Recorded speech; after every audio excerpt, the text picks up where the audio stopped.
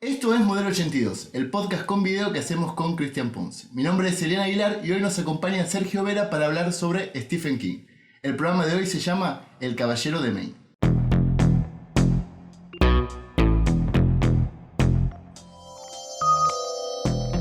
Sergio Vera. Sí. Responsable de Talismán Libros. Hola. O sea, ¿Qué sos? ¿Una editorial? No, sos Una librería. Una librería online. Una librería online de libros de Stephen, como me enseñaste. Sí, pero acá le decimos Stephen. Ok. Es Stephen. Sí, es Stephen. De Stephen King. ¿Por qué de todos los literatos posibles en el mundo dijiste, che, me gusta tanto este tipo que voy a hacer una librería basada en él? Sí, yo creo que la idea no salió así tan pensado, voy a hacer una librería. Me parece que fue un momento, hubo como un momento en que dejé de leer. En mi primera novela fue de Stephen King, empecé a leer mucho de Stephen King, pero hubo como un momento que dejé de leer porque, no sé, estaba con otras cosas. Sí. Y en un momento dije, bueno, voy a retomar el hábito de la lectura, y fue con un libro de Stephen King, Duma Kay, que me maravilló, y dije, wow, y ahí empecé a leer de nuevo, y dije, che, pero tengo un montón de libros de Stephen King, voy a ver si puedo conseguir más, y armarme como una pequeña colección. Entré al grupo de Facebook, que eso me cebaron mucho más, y me di cuenta que empecé a buscar, a rastrear libros que yo no tenía para buscar, y empecé a encontrar como libros que vi que se vendían otros más baratos. Entonces dije, opa, puedo ir comprando esto y me voy bancando mi propia colección. Y un poco a partir de ahí nació lo que es la librería. Con la facilidad de que Stephen King tiene, ¿cuántos libros ya? Y más de 70. Sí, Más de sí. 70 y te saca uno o dos por año. Sí. Pues también tenés diferentes ediciones, claro. Y uno que le gusta más una y que el que quiere la de bolsillo, las tapaduras, la de los círculos de lectores, hay un montón. De cada, bueno, en mi colección tengo, por ejemplo, de algún título tendré como 6 ediciones distintas. Ah, igual ya es sí. No, es una locura. Ya es una boludez. Sí. Ya tener 6 colecciones. ¿Y recordás qué fue lo primero que leíste? Sí, Salem Lot. El misterio de Salem Lot. La hora del vampiro. La hora del vampiro. ¿Por qué le pusieron la hora del vampiro? ¿Qué tiene que ver? Porque hay un vampiro. Básicamente para que se entienda, porque si no Salem Slot. ¿Son las brujas de Salem o no? De hecho, la versión en VHS no era tipo las brujas de Salem, sí, la de creo Roy que Hopper. sí, creo que sí. Porque digo... Y el regreso de las brujas de Salem, la de Larry Cohen, que era Salem Slot. O Returno. ¿Es de Larry Cohen? Creo que sí. O un Cohen. Uno de ellos. Era Ethan Me Cohen. encanta Larry Cohen, sí. Mirá, y no es la más fácil para entrar. No, yo en su momento como que la disfruté mucho y fue como un camino de ida. O sea, esto está buenísimo. En realidad ya había empezado antes, pero no con novelas, sino con cuentos. Cuentos de Stephen King, los típicos horror, o los que son la biblioteca de terror, no sé. El libro del terror. Claro, son como libritos así de cuentos que eran mucho más amables para mí, que tenía, no sé, 10 años. Entonces leí un poquito. Y después dije, bueno, voy a empezar con la primera novela y ahí me reenganchó. Que después la volví a leer de grande, creo que hace como 3 años. Y no me gustó. Ah, ¿de verdad? No me gustó, sí. Capaz ya hiciste todo el camino. No sé si por eso, pero es como que el libro justamente me dijo. O sea, empezó como bien, empezaba a armar todo y terminó. Pará, igual tengamos que... Ya saquemos la careta donde arranque este programa. Sí. Los finales de Stephen King no son lo mejor de su literatura. No. Digo, De hecho, el mejor final de Stephen King lo escribió el hijo. ¿Cuál es? El de 22-11-73. ¿Cómo que lo escribió el hijo? Lo escribió el hijo. La última escena. Sí, que es lo más lindo de todo, además, sí, porque te cierra todo. Y después en la página de Stephen King está el final que escribió Stephen King. Y es cae una mano del cielo, dice, y mata a JFK. Bueno, eso es el apocalipsis. En It 2 hacen ese chiste, que en realidad es como casi que Stephen King se hace cargo él mismo de que no puede escribir finales. Sí, lo habrán, no sé. Lo habrá escrito él, no sé. Que sería bueno que lo escriba él. Bueno, hay una escena supuestamente que escribió él, no sé cuál será, no sé si está identificada, que es una escena que él quería sumar Stephen King, que no sé, yo no la espero con demasiada expectativa porque lo que escribe para cine Stephen King no suele estar muy a la altura. Y parece que se enganchó con eso porque también para Apocalipsis va a ser un nuevo final. Va a ser un nuevo final. Menos mal, es la hora que hagan un final como la gente. Sí. Así que no se está enganchado ahora con estamos quemando etapas.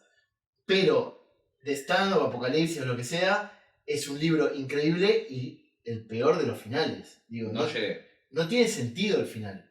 Sí. No tiene, a ver, hay una construcción, digo, que es algo que Stephen King para mí tiene, que es muy minucioso en la construcción de todo, de los personajes, las situaciones, y agarra y dice, es como, tiene como un coitus interruptus, te corta ahí y dice, listo, ya está, me levanté el pantalón. Y es lo que le pasa a un montón de los libros. Con Duma que pasa lo mismo, con Un saco de huesos pasa lo mismo, con un montón de libros pasa lo mismo de King, que vos decís, uy, arranca como que está buenísimo ahí, y después nada, lo resuelve así, porque supuestamente para él nada. Era eso, sí. Es el problema del high concept, siempre tiene como vampiros en la modernidad. ¿Cómo sería Drácula? Y el concepto está buenísimo, el cómo desarrolla los personajes, que parece que es una de las cosas más valiosas que tiene, está buenísimo. Y después, bueno, sí, es difícil igual cerrar historias. Sobre todo agrandándola todas, sobre todo haciéndola tan grande como lo hace él. Es lo que le pasó a los. Sí, es cierto. ¿Y vos crees qué fue lo primero que leíste? Yo, mi primer acercamiento en realidad, que supongo que fue también el caso de ustedes, fue con las películas, que vi Christine sin saber quién era Stephen King, y después por retrospectiva sé hoy por ahí que fue lo primero que vi, pero creo que lo primero que supe que existía, que era alguien Stephen King, fue It, que en el VHS te decía arriba Stephen King, It. Claro. Y para mí era, no sé, era un director de cine, era un tipo, era como el... Nosotros no hemos tenido mucho, nuestra generación por lo menos, esa figura del presentador de películas de terror, ¿viste? Que puede haber sido la sección en Menta, o los Yankees tienen como una gran tradición. Pero para mí era ir al videoclub y buscarlas, que eran casi como recomendadas de Stephen King. Sí, claro. Pero la primera novela fue Cementerio de Animales. Wow. Ya fue... Linda novela para empezar. Sí. Fue yo estaba en séptimo grado, una cosa así. La versión de MC, y me acuerdo que yo no entendía bien todavía cómo funcionaba una adaptación de una película de un libro al cine, y el libro tiene 3 partes, creo, que es el Cementerio de Mascotas, el Cementerio Big Mac y Oz, el Grande y Terrible. Y para mí eran tipo 3 películas. Claro, esto debe ser la 1, el Cementerio de Animales. Sí. Claro. La 2 es el Cementerio Big Mac, que entra Edward Furlong, toda la gente esa que aparece en la 2. Y la 3, no sé, la estarán por grabar este verano. Claro. Fue la remake que tampoco está tan buena. Nunca pasó. Pero sí, a partir de ahí ya fue... Con la historia sin fin pasa eso. Con el libro de la historia sin fin, que la 1 claro, es hasta la mitad. Claro, pero igual la historia sin fin 2 no es la 2. Retoma un poco de la segunda mitad del primer libro.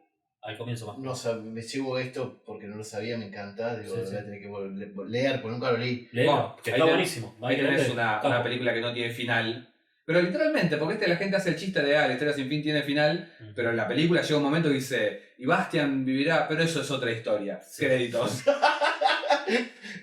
Literalmente no tiene fin. Igual yo prefiero eso a La mano de fuego cayendo, te digo. Puede ser. Te digo que como sería raro. Yo empecé con Misery. En realidad, película. Claro. Fue lo primero que vi sin saber nada de él. Y me sorprendió porque había escuchado como algo de que era un director de terror, qué sé yo. Y obviamente yo en ese momento era chico. Para mí no era una película de terror, era como un drama oscuro, un drama que yo sentía, pero no sentía...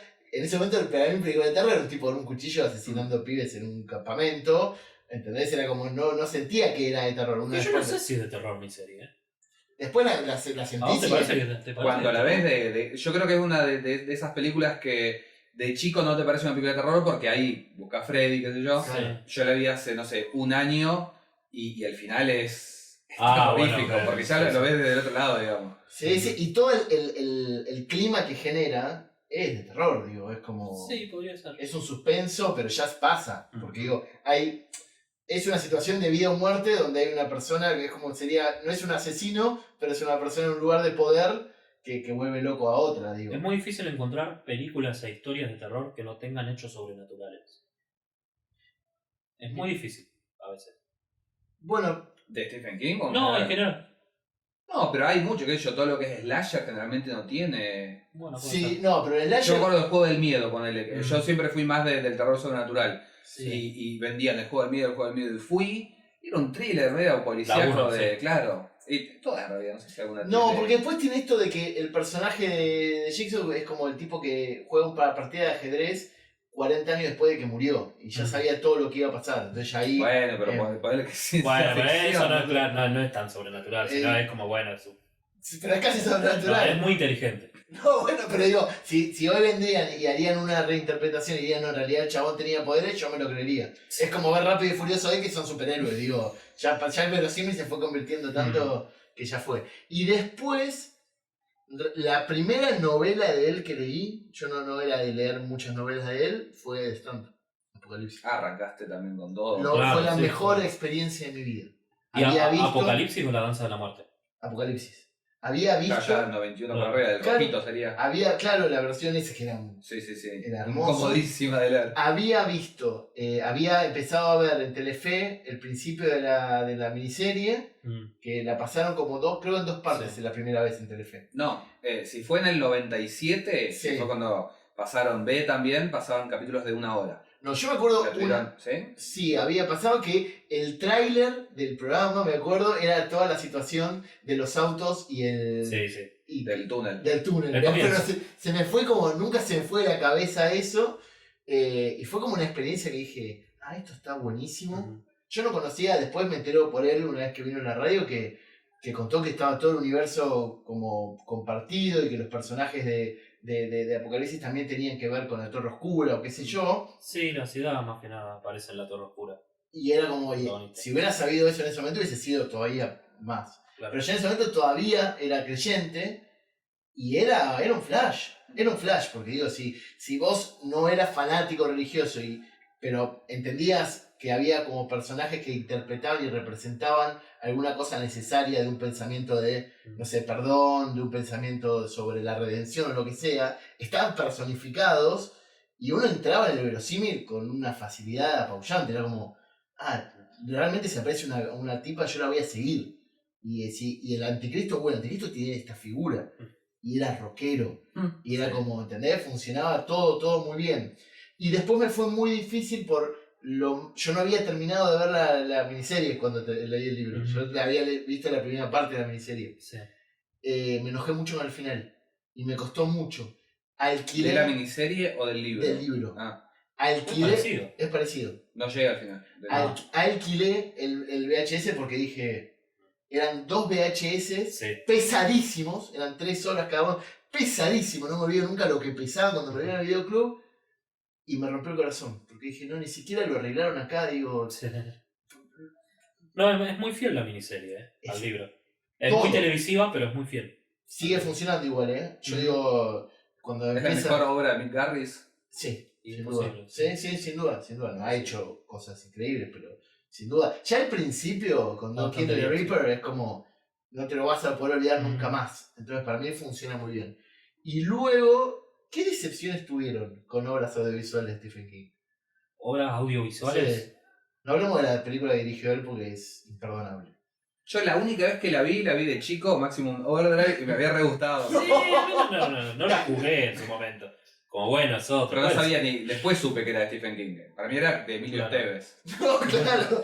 No, pues yo me acuerdo que la vi en el 2003, que la presentó Axel Kuchevaski en su primer programa de Canal 11 que hacía a la medianoche los sábados.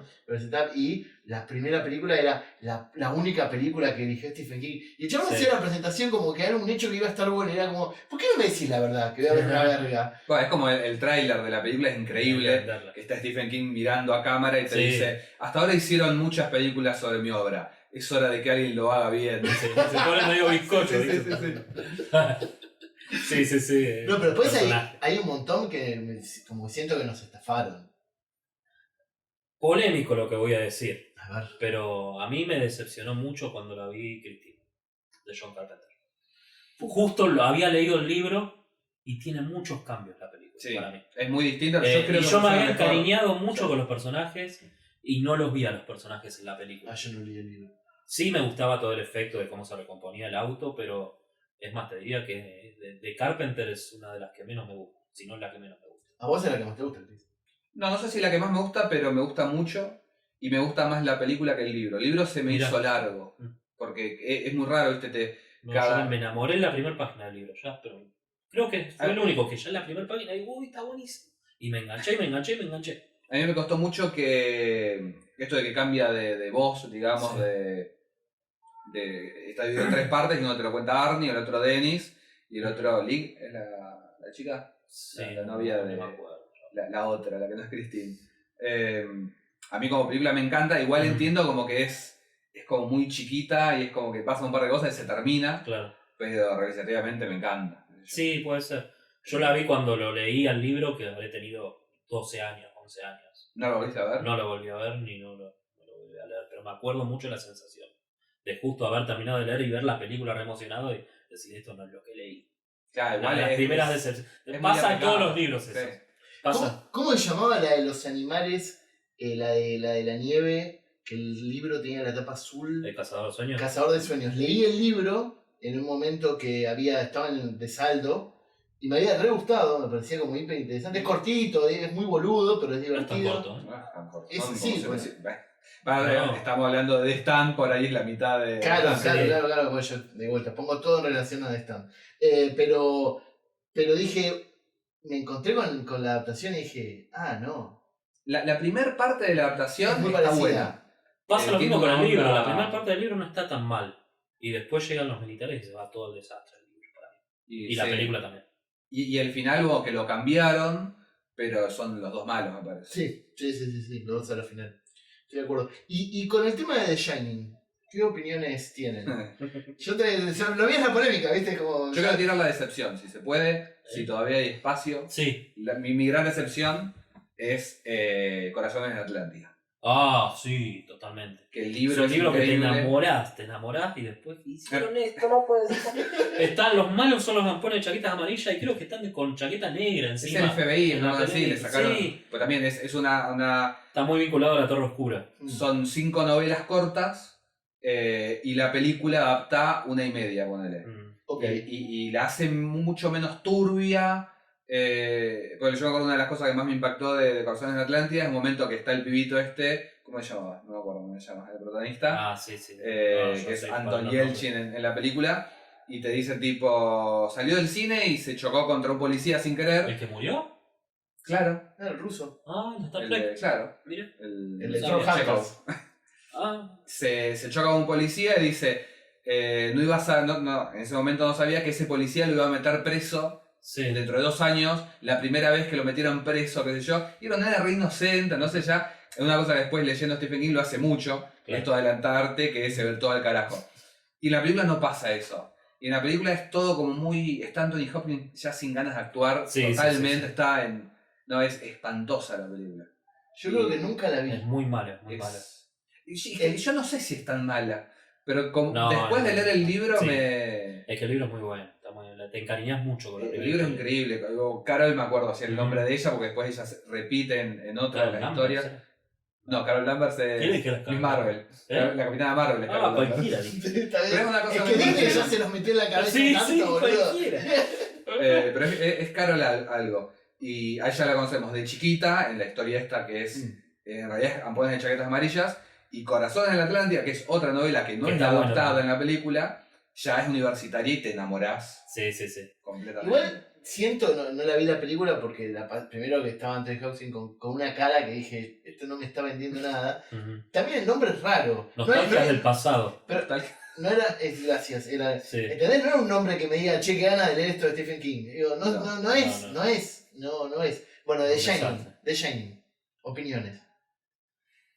Bueno. Se quiere jugar, boludo. No, yo me juego, pero pasa que es un gran defensor. Yo soy un gran defensor de la película de Kubrick, que es lo que no le pasa a la mayoría de los fanáticos de Stephen King, que defienden mucho más el libro y la película les parece muy mala. A mí me parece mejor aún la película que el libro. Son 2 cosas distintas igual, porque son 2 enfoques distintos. La película va más sobre el terror y el libro va más sobre... podríamos decir, un desarrollo de personaje de Jack, el alcoholismo y la lucha de eso, y cómo todo termina siendo como una metáfora de eso. Eso tanto no lo agarra la película, pero la película, desde la realización, es una cosa imponente. Y es más, te diría que es un clásico para el terror en el cine, que el libro no llega tampoco a ser tan clásico del terror dentro de los libros. Entonces, comparando esas 2 magnitudes, para mí, el libro le gana. y además porque Kubrick también musicalizaba muy bien la película. Entonces gana el sonido también un poco. Pero no era que en realidad Kubrick no quería hacer una película de terror. Sí, yo creo que sí. Porque también tenía como este desapego con el género, que me parece que era Al contrario, para mí Kubrick experimentó en todos los géneros. Te hizo la de ciencia ficción 2001, sí. Te hizo la de terror en El Resplandor, te hizo una comedia como Doctor Strangelove, te hizo un drama como Barry Lyndon, te hizo una de guerra como Full Metal Jacket, pasó por todos los géneros y en cada género para mí hizo una obra maestra. Pero los hizo también... Con su estilo, con obviamente. Su estilo, claro. Yo sí. Doctor Strangelove la vi 2 veces y es una película que me cuesta muchísimo. Uy, a mí me encanta. Y Full Metal Jacket me gusta. También es muy raro el corte ese que hay, me gusta mucho más la primera parte. Sí, obvio. Yo creo que lo que más me gusta es el libro. Cuando vi la película, la vi hace muchos años igual y me quedé medio como que acabo de ver. Pero no tanto por el tema de adaptación, sino porque como película es una experiencia muy, muy, muy extraña. Sí. A mí me daba mucho miedo la película. ¿Posta? Sí. Me daba mucho miedo cuando Dani iba en el triciclo y el ruido que hacía el triciclo sobre la alfombra, que a veces hacía ruido y otras veces no, cuando estaba en la alfombra y todo eso, y que iba recorriendo, me daba un miedo. Sí, tremendo. ¿Pero qué edad tenías? No, 22. No. Pero 12, 13 habré tenido cuando la vi la primera vez. Sí, de muy manejo de y me pasa también que yo defiendo la película, yo creo que también porque vi primero la película y después leí el libro. Capaz que si fuera al revés, me pasaría de defender más el libro. Pero mi primer amor con El Resplandor fue a través de la película. Entonces, capaz que eso también influye en mí. Y después, la segunda, la miniserie, que es la que defiende. Nunca la terminé. Es aburridísima. Sí. ¿Pero por qué? ¿Por qué es aburrida? Está mal actuada. Tiene buenos actores. Está Steven Weber, Rebecca de Mornay, pero es como que... No, pero Steven Weber, si lo comparás con Jack Nicholson, es como decir, nos fuimos a la vez. Es un desastre. No, pero comparemos a Shelley Duvall con Rebecca de Mornay y bueno, la mano que me se la cuna. No, sí, pero comparemos también al el nene es insoportable. No, el Anthony. Tony, que está re bien resuelto en la película de Kubrick, con el dedo, toda esa cosa sobrenatural, todo ese misterio que trae el personaje, y en la película, en la remake, lo vemos a un tipo flotando ahí, hola, y le habla así. ¿Dónde? No, es tan poco cinematográfico para mí, pero bueno. Es que es tele y también con el presupuesto ese, porque los efectos son muy malos y jamás da miedo tampoco. Y a mí me pasa también que las ideas que se le agregaron al Resplandor en la película fueron las que más quedaron en el inconsciente de la gente. Por ejemplo, el laberinto de arbustos, que eso no está en el libro, todo cuando escriben la máquina de escribir, toda la frase esa, sin televisión y sin cerveza, me lo pierdo de la cabeza, eso no está en el libro. Mirá. El hacha, con que hace no está en el libro, cricket, ¿no? Es un palo, sí, tiene otro nombre el deporte. Pero entonces ustedes creen que a Stephen King no le gustó porque lo dejaba un poco de lado. Porque se peleó con Kubrick cuando la hizo. Es más, Kubrick le manda como un palo a Stephen King en la película, que hace que en un momento unos personajes pasan en una autopista y está ahí como un auto volcado o un auto chocado ahí al costado, que es el mismo modelo del de Stephen King. Entonces como que fue un mensaje diciendo, mira, bueno, acá yo con esta película hago lo que yo quiera, vos estás volcado acá, estás tirado, así que esta película es mía. Wow. Y entonces fue como una lucha entre los dos, me parece, una bronca que hubo entre los dos, y por eso se mantuvo. Y por eso, vos decís, ¿por qué se la agarra Stephen King también con esa película, siendo que hay miles de adaptaciones mucho peores? Pero me parece que hubo una pica ahí entre los dos. Sí, y no creo tampoco que sea por... No sé, yo creo que fue más personal. Porque tampoco es que él envidie la obra de otro, me parece. Porque hay películas que son mejores y les encanta, modelo. Sí. Y él mismo dice que Shawshank Redemption, él dice, esta película quedó mejor de lo que mi novela. Como en La Niebla, el final de La Niebla, dice que si se me hubiera ocurrido a mí lo hubiera escrito. ¿Sí dijo eso? Sí. Lo quiere más a Darabont, seguramente, que a Kubrick. Todos lo queremos más a Darabont para adaptar a Stephen King, o sea, tendría que dedicarse a eso. Darabont hubiese sido una locura, para los fans hubiese sido una locura, porque fue el director que mejor entendió a Stephen King. Bueno, Darabont decía que él era el director especializado en el género más pequeño del mundo, que era libros de Stephen King que se recuerdan en cárceles. Claro. Los dos son Green Mile y John Redemption, son increíbles. De las mejores adaptaciones que tiene Stephen King, sin duda. Bueno, y sobre El Resplandor también, lo que me parece interesante destacar es una especie de producto derivado que hay, que es este documental Habitación 237, que yo me acuerdo cuando recién salió, se hablaba del documental que explica lo que realmente quiere decir el Resplandor de Kubrick, y como que no me generó ganas de verlo, lo pasaron por ISAT incluso, lo pasaron mucho, y hace poco lo vi, creo yo, entendiendo de qué realmente se trata el documental, y no es tanto de la película, sino de la gente que inventa todas estas cosas o que llega a estas conclusiones. Es un documental sobre la gente, no sobre la película. Serían los terraplanistas de Resplandor. Sí, claro, sí. Es que tal cual. Yo no lo entendía así tampoco la vez que lo vi en un festival de Mar del Plata que lo pasaron y me fui a los 20 minutos de que empezó eso porque dije esto es un insulto. Es un insulto a los documentales, es un insulto al cine y es un insulto a todo a la película. Vos con The Shining tenés un tema. No, es que las teorías que ponían ahí eran una cosa inverosímil totalmente. A mí me cerró viendo la siguiente que hizo, que es The Nightmare, que es la película esta sobre la parálisis del sueño. Que el chabón en ningún momento, o sea, en Wikipedia entras y te explica lo que es la parálisis del sueño y él jamás te quiere contar sobre eso, sino te cuenta sobre la gente que lo experimenta. Okay. Entonces, acá pasa lo mismo también. Es un documental sobre la gente que está interpelada por una obra tan fuerte como la de Kubrick y las cosas que piensa. Porque de hecho, si hubieras visto más de los 20 minutos y no te hubieras ido indignado, sí. Las teorías se contradicen completamente. Algunos hablan de que es como un pedido de perdón a los indígenas americanos, y que por eso toda la iconografía que hay. Otros dicen que es la confesión de Kubrick de que él fraguó la llegada de la luna. Y hay como 2 o 3 teorías que se oponen entre ellas, algunas como que se ponen súper turbias.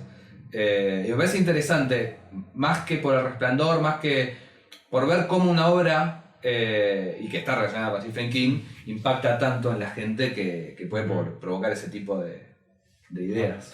Che, y cuéntenme ustedes dos que saben, pues yo ahí se me escapa, ¿cómo es el tema del universo compartido de Stephen King? Como que Derry existe en varios libros que nos nombran, ¿cómo es? Sí, por lo pronto lo primero que uno se da cuenta cuando empieza a leer Stephen King es que todo pasa en Maine. Todas las novelas, todas las historias pasan en Maine, en el estado de Maine, que es ahí el estado de... ¿Es ficticio? No. No. Es lo que existe, donde vive él. Okay. Bueno, y después, con la saga de la Torre Oscura, ahí empezó a relacionar los libros entre sí. O sea, antes no era que... No, hablaba de las ciudades, por ejemplo. Sí. Creo que en Silent Slot habla de Chamberlain, que cuando yo era chico me embolaba muchísimo, te empieza a hablar de la geografía. Y te dice, bueno, acá está Castle Rock, acá está Castle Place, acá está Chamberlain, acá está Heaven, y te va armando ese mapa. Se mezclan mucho también antes de la Torre Oscura los apellidos, entonces te dice, no, pues este es pariente de tal, y se repiten los personajes. Pero una cosa que eventualmente creo que termina de caer la ficha es que no es que viven todos al mismo tiempo y es como que Castle Rock, las cosas que pasaron ahí. Son distintos universos. Pero entonces es como un quilombo, es como los cómics que tienen como diferentes, como un multiverso. Tierra 616, claro. Sí, es así. Ok. Y por ejemplo, en ciertos universos, ¿qué es? En Dreamcatcher, que están en Derry también, sí. Es como que jamás vencieron a It. Y de hecho el personaje el alien de Dreamcatcher, medio que es It, porque es Bob Gray, o Mr. Gray, o algo así. Bob Gray. Entonces y aparece una pintada en un momento en Dreamcatcher que dice Pennywise está vivo. Claro. Entonces es como que es un universo, son muchos universos compartidos. Sí. Ok. Que todos son unidos por la Torre Oscura. Bueno, por eso, la Torre Oscura sería como el faro de unión de todos los universos, como tener unas puertas a todos los universos y que... Exacto. Ok, qué loco. Por eso es que también ahí no quiero spoilear el final de la Torre Oscura, pero es como que la película tampoco es una mala adaptación. Es una película medio flojona, pero puede estar en continuidad tranquilamente con... Sí, eso sí. No les pareció... A mí me re divirtió la película. No, a mí no me gustó. Pero, Sergio, ¿no te gustó porque adapta una cosa gigantesca en muy poco tiempo y te parece todo muy acelerado? No sé, estoy muy influenciado por la saga. O sea, en la película agarraron un poquito de... No sé si... No, de la 1 me parece que nada. De la 3, de la 5 y de la 7. De los libros, un poco. Y mezclaron un poco y para mí agarraron lo menos interesante de todo eso. Entonces le dieron así y después la película la vi y dije, es mucho más la saga que esto. Entonces sí, puede ser que sea una continuación a la saga, se lo podría tomar así, pero no, me pareció muy poco interesante justamente lo que eligieron contar. Para mí tiene como muchos puntos más altos la saga que estaría interesante de contar. Pero también es una saga difícil de adaptar porque el primer libro es un embole. Sí.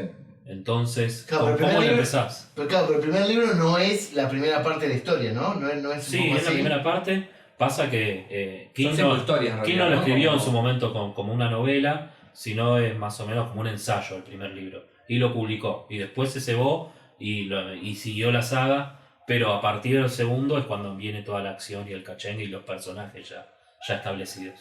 ¿Qué creen que destaca Stephen King? Digamos, ¿por qué estamos haciendo el video podcast de Stephen King y no de Dan Simmons, por ejemplo? La cantidad. Yo creo que lo prolífico que es. Yo creo que esa capacidad que tiene de estar todo el tiempo presente en la cultura porque saca un libro nuevo. Entonces no se deja estar. Y todos los chistes y todos los monos y todo, para mí le favorece a la figura de él. A mí me pasa algo con los libros de Stephen King, que es que yo me encariño mucho con los personajes. Tiene un gran desarrollo de personajes para mí Stephen King. Entonces, lees un libro, lees otro y además son fáciles de leer, entonces empezás a leer, decís esto está buenísimo, quiero leer otro libro de Stephen King, lees otro y te enganchás y está buenísimo y lees otro y entonces como que un poco de eso, hay un montón de gente que por ahí de todo lo que ha leído de todos los autores, el 70% puede ser de Stephen King, tranquilamente, porque tienen un montón de libros además para elegir y porque ya saben que lo que probó le gustó. Claro, hay gente que solo lee Stephen King, capaz. Y sí, es muy posible. Pero ¿ustedes sienten que Stephen King tiene una voz propia? Digo, para mí es un gran contador de historias, digo, pero no sé cuán propio es su estilo de escritura. Sí, yo creo que sí. Si bien ha ido cambiando, pues no escribe ahora como escribía con Carrie o con Sam Slott, yo creo que agarrás un libro de Stephen King, lees unas páginas y sabes que estás leyendo Stephen King. Sí. Pues es un tono, un género. Stranger Things es Stephen King. Claro.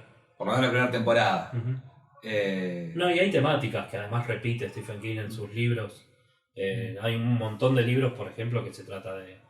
Bueno, justamente que el mal peor no es el monstruo sobrenatural que hay, sino con la perversión de la mente de las personas, cómo los villanos se terminan siendo los humanos muchas veces ante situaciones extremas. Por ejemplo, La Niebla, que están todos encerrados ahí dentro de un supermercado con la amenaza externa, pero en realidad los peores villanos son los propios hombres, cómo reaccionan a lo que hay externamente. Y eso pasa en un montón de las obras.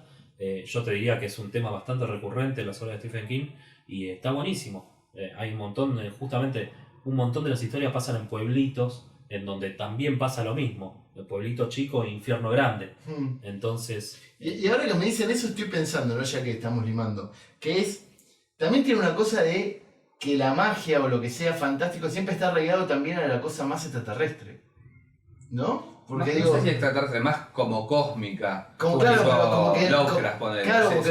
como que escapa de la magia como concepto solo mágico, sino que siempre está como arraigado. Pues digo, yo pensaba, claro, para mí The Mist, cuando la vi, yo no leí la novela, es una película de zombies, pero en lugar de tener zombies, tenés extraterrestres. Básicamente, pues eso, hay gente que se tiene que juntar a un lugar, no puede salir, hay algo afuera que si salís te come, qué sé yo. Pero termina siempre, e It pasa lo mismo. Sí. Porque digo, It bueno, en el libro sí. Empieza siendo, se supone un payaso diabólico, y después es muchísimo más. Sí. Muchísimo más. Igual no es un poco confusa la mitología de él, un toque. Yo creo que, por ejemplo, el caso de It es un libro tan largo que o sea, no es que al principio tenés tipo un prólogo que te explica toda la metodología y después te la tenés que arreglar. Vos lo vas descubriendo tan gradualmente, me parece que no es complejo para nada. No. Y tampoco es necesario, pero yo cuando leí Corazón en la Atlántida no había leído nada de La Torre Oscura y no me hizo falta, sabía que había algo más. Te hablan de un pistolero, eso me sonó algo porque sabía que existía La Torre Oscura, pero no hace falta porque también cuenta las cosas de una manera que se mantiene, y además ahí me parece que entra en juego esto de los diferentes Castle Rocks, ponele. Sí. Vos estás leyendo Cuenta conmigo, de Body, y no importa que después vaya a pasar la tienda de los deseos malignos porque es otra dimensión. Entonces, esa mitología... ¿Pero es otra dimensión? No sé si es otra Yo creo que es otra dimensión. Mirá que se repiten personajes. Pero en otra dimensión. ¿Vos viste el video podcast que hicimos con Malena de las... Bueno, él tiene un tema con que todo es otra dimensión. Sí, en los cómics la décima y... Entonces digo, hay que tener cuidado porque capaz para él todo es otra dimensión.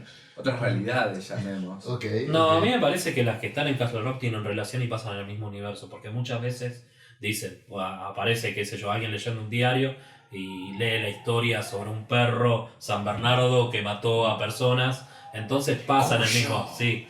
Es más, muchas veces las historias, los fans de Stephen King siempre aconsejan leer por orden de salida, porque Stephen King suele spoilear libros viejos. Me está jodiendo. Finales de libros viejos. Claro, en Cujo es que hablan de que el perro, hay gente que dice que el perro estaba poseído por Frank Dodd, que era el asesino el de La Zona Muerta.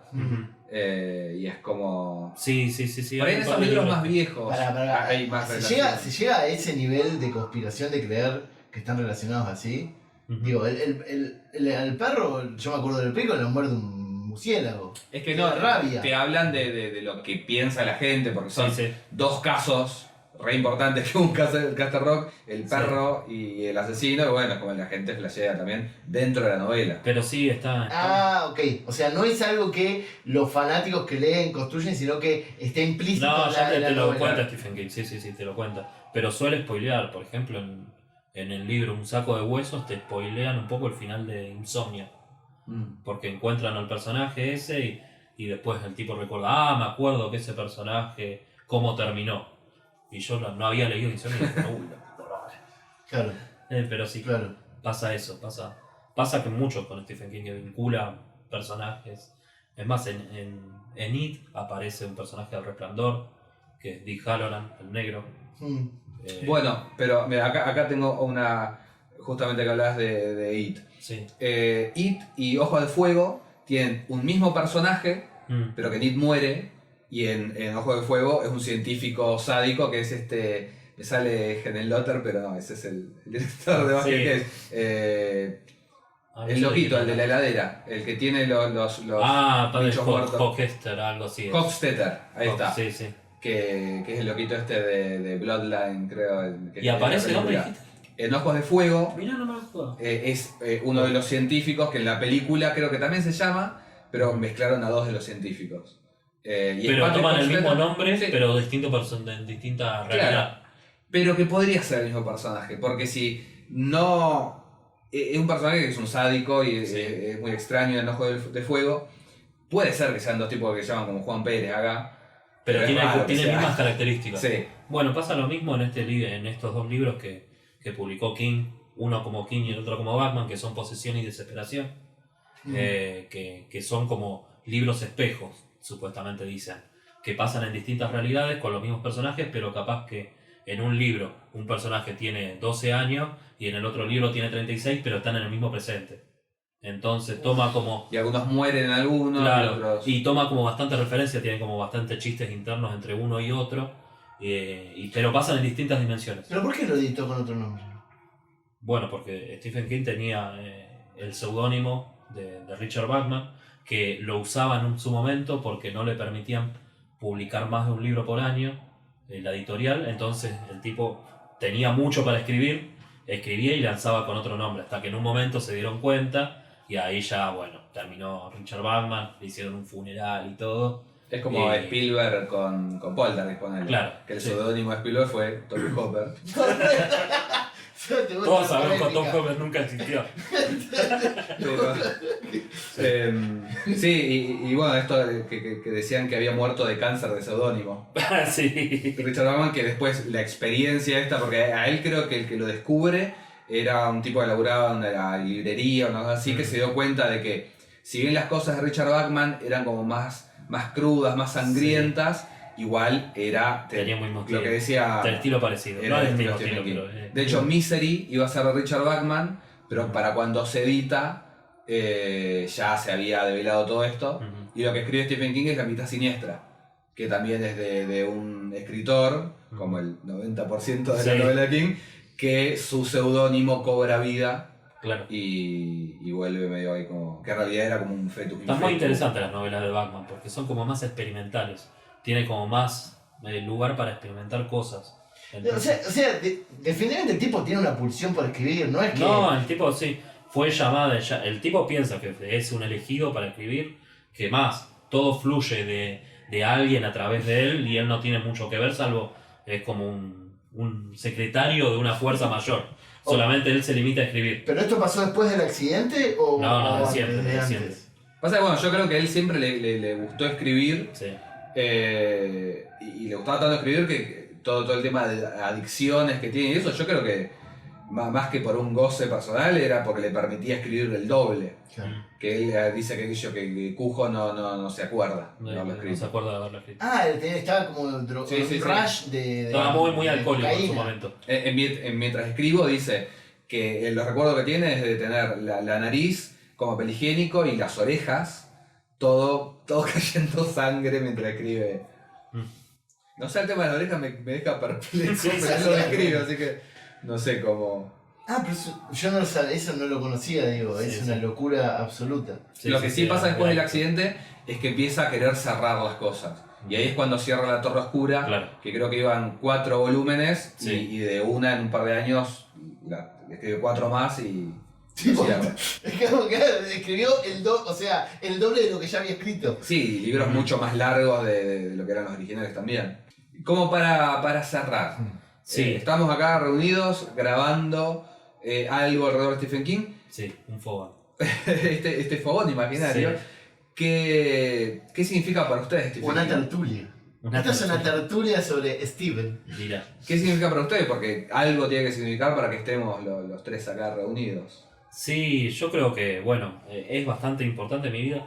Muchas de estas cosas que dije recién de los fans que leyeron un montón porcentaje de libros, a mí me pasa también. Habré leído también un 70% de todos los libros que leí habrán sido de Stephen King, porque es una pulsión y es una adicción. La misma adicción que decíamos que tiene Stephen King también lo tenemos los lectores sobre las novelas que escribe Stephen King. Y mirá que el tipo escribió novelas que son malísimas, pero igualmente tiene sus lectores constantes que estamos ahí todo el tiempo fanáticos por a ver, sacó una nueva novela. Y si bien las últimas no están al mismo nivel quizás que la de los 80, sigue estando eso y sigue estando la esperanza del lector por recobrar. Pero ¿por qué? Cada tanto sale una 2263. Sí, esa fue la última gran novela, sí. Pero ¿por qué decís que no son tan buenas? ¿A qué nivel? ¿Qué es lo que no termina de funcionar como las novelas de los 80?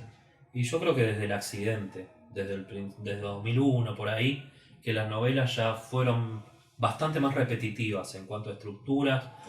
Ya viste como cuando... Me parece que pasa todo en lo artístico, que es cuando ya el artista contó todo lo que tenía para contar en su vida y ahora solamente le queda el oficio. Sí. Bueno, me parece que pasa un poco por ahí lo de Stephen King, que el tipo ya contó bastante los miedos o todo lo que tenía para contar, y ahora se mantiene un poco con el oficio.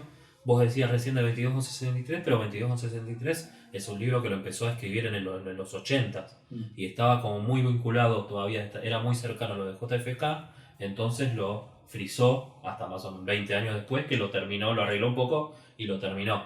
Así andás a ver cuántos libros tiene frisados por ahí, porque el tipo no... Yo creo que va a morir y va a seguir sacando libros mucho tiempo. Sí, totalmente. Pero sí, es como, nada, tiene como un montón de cosas y sí, para mí el nivel bajó un poco, pero todavía sigue siendo interesante. O sea, el oficio del tipo todavía sigue siendo atractivo para leerlo. El último libro que sacó El Visitante, las primeras 200 páginas están buenísimas. Y después cae a la misma estructura de siempre y queda medio tonto el libro, para mí. Claro. Bajó igual siendo Stephen King. Bajó, digamos, sí, la base de que es un muy buen escritor. Sí. Pero no es tan original ahora. Pero ahí también la mirada, porque es un tipo que tiene como 80 años ya. Sí, obvio, sí. Entonces, obviamente. ¿80 años? Sí, 70 y pico. 70 y pico debe tener. Pero entonces es hiper prolífico, porque digo, es una locura que siga sacando. Él es súper disciplinado, él se levanta creo a las 6 de la mañana y escribe hasta el mediodía, después no toca más, no vuelve a escribir más, se dedica a todos los días. Todos los días de su vida escribe. Y no le gusta ni viajar, viste, los rodajes medio... lograr que vaya al rodaje, ahora que hay 1 millón de películas de él, que todo el mundo quiere el cameo, tipo Stan Lee, no pasa. Pero al tipo le gusta escribir. Y por ahí también, yo no voy a decir que escribe para él, pero yo creo que si no lo publicaron, tipo Salinger, él lo va a seguir escribiendo aunque no lo publique más, porque él le gusta escribir. Y por ahí está escribiendo lo mismo desde otro punto de vista. Bueno, como ¿Quién pierde paga? El escritor que ahí, que no publicaba, pero seguía escribiendo para él. Yo dije, este debe ser Stephen King. Ese libro de los de Mr. Mercedes, que me parece de todas maneras... Qué buena serie. La serie me parece que es mejor que los libros. Ahora viene la que adapta Quien pierde paga. Para mí ese es el que más me gustó y es uno de los... Me gustó mucho ese libro. Está bueno. Y tiene, no sé, 5 años. Un libro cortito, más de suspenso, más policial, ponele. Pero bueno, tiene esto de los personajes, porque el final de Guardia también es como que la historia en sí me parecía súper pava, pero disfrutaba mucho leer la interacción entre los personajes y querían que estuvieran cenando, charlando durante 50 páginas y yo leer lo bien que se llevaban, lo que se quieren. Sí. A mí lo que me parece con él es que es para nuestra generación un creador de personajes, situaciones y cuestiones de la cultura pop nuestra que es innegable. Digo, uno habla de Misery y ya te estás imaginando cómo le rompe ¿entendés? La pierna con el martillo. Ya estás viendo el río de sangre del ascensor. Estás viendo el perro con todo babeado y con moco en los ojos. Es un tipo que ya... para mí en los 80 Stephen King era a los libros lo que Spielberg era a las películas, al director. Pero era como los grandes nombres. Bueno, claro. En libros Stephen King, en películas Spielberg, son como las grandes nombres. Pero terminó convirtiéndose porque a pesar de que capaz no había películas de todos sus libros, en algún momento lo adaptaban, porque y terminaban entrando lo de Carrie, no lo nombramos. El nombre termina superando a la obra. Uno compra un libro de Stephen King porque es de Stephen King, independientemente de sobre de qué trata el libro. Está bien, pero miren, yo que no soy gran fanático, ya nombré 5 cosas que todos y todas las que estén mirando esto van a saber y van a inmediatamente ir a la imagen. O sea, está totalmente metido. Y ha hecho cosas con personajes, yo igual con The Stand tengo como un amor muy, muy gigantesco, pero ha logrado configurar los diferentes géneros, todo para una historia que te llama la atención y que no te puedes sacar de la cabeza. Y lo ayudó mucho también en los 80 para mí, que... La fafafa. Las primeras películas que se hicieron sobre él, o por lo menos las películas que se hicieron en los 80, la gran mayoría fueron de grandes directores. Lo tenés a Carpenter, lo tenés a De Palma, lo tenés a Cronenberg. Claro. Hay un montón de directores que están buenísimos, que además que eso ayudó mucho a que, te pensás en Carrie y ya te vienen los planos de Palma, de cómo está la mina con la sangre incendiando todo. Después con Christine, te puede pasar lo mismo con el auto recomponiéndose. Hay un montón de cosas que Es muy visual el es muy visual, libro. Entonces, esto que decías de las imágenes, ya están ahí y después han sido más o mejor o peor adaptadas al cine. Y yo creo que él eventualmente se transformó como una especie de sol de lo que es el terror popular, porque el slasher no ha hecho, pero todo el terror de los 80 está atravesado por él, incluso parte del terror de los 90, y por eso ahora que estamos, yo tuve, ponele hasta fines de la secundaria, muy maníaca con Stephen King, después paré, y después hubo algo que me atrajo, y yo creo que fue toda el revival de los 80, porque invariablemente tocaba con Stephen King, era la luz que lo iluminaba todo. Y ya te digo, Stranger Things, ellos se hacen súper cargo, pero Stranger Things es una... Todo lo de Eleven es una adaptación no autorizada de Ojo de Fuego. Mira. Y como para mezclado con los personajes, los perdedores, y toda la bicicleta. Estaba... Stranger Things es el Avenger de los 80. Está Nancy de Pesadilla, la nena de Ojo de Fuego, los nenes de los Goonies. Claro. Sí, el rejunte ese. Y en la nueva está el Terminator también. Qué linda. En la tercera temporada. Qué linda la nueva. Para mí la mejor, pero bueno. Pero bueno, yo para cerrar también, me parece, esto un poco de lo que decía al principio, a nuestra generación por lo menos, me parece que es como dicen los españoles, el tío Stephen, y medio garantía de terror. Si bien hay gente que dice que sus primeras novelas son realmente de terror, que después medio que inventó un género en sí mismo, que es medio con una fantasía oscura, incluso ciencia ficción a veces, pero nada, mi vieja sabe quién es Stephen King, todo el mundo sabe quién es Stephen King, y creo que es un nombre que va a durar, y que nosotros, yo estoy en un solo grupo, no sé en cuántos grupos estará Sergio, nosotros compartimos un grupo, y es muy loco porque es gente súper distinta, que está unida por el amor de Stephen King. Sí. Y es muy flashero porque realmente gente que... Y no pasa con otros escritores tampoco. No hay grupos, no sé, de Dean Kuhn, de John Saul, de Cliff Barker.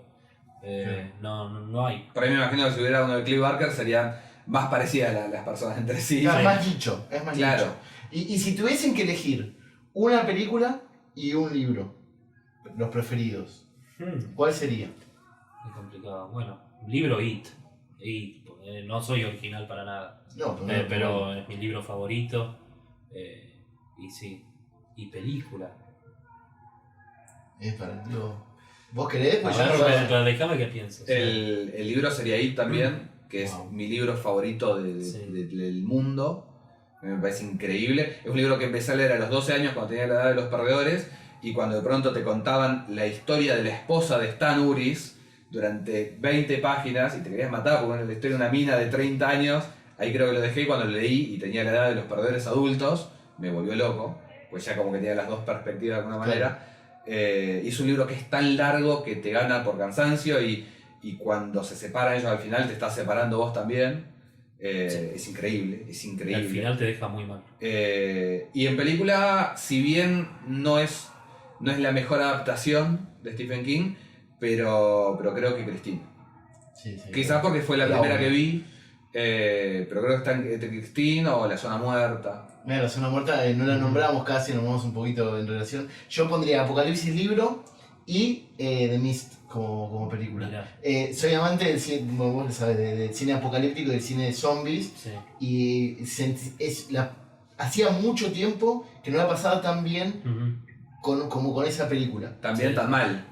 Pero era, sinceramente, el final me rompió el corazón, pero a la vez yo decía, es perfecto, es cínico, está de la mano con el tiempo, y después la película, los efectos todavía funcionan, algunos viste como, todavía funcionan, es como que toda la película está bien, hay cuestiones de género, cuestiones de raza, cuestiones de, ¿entendés? Entre las conversaciones, es como muy actual de todo lo que pasa, el miedo por el otro, que digo, era con el miedo contra el rojo antes, pero hoy viste que tiene también, y es como, me parece como que funciona y es perfecto.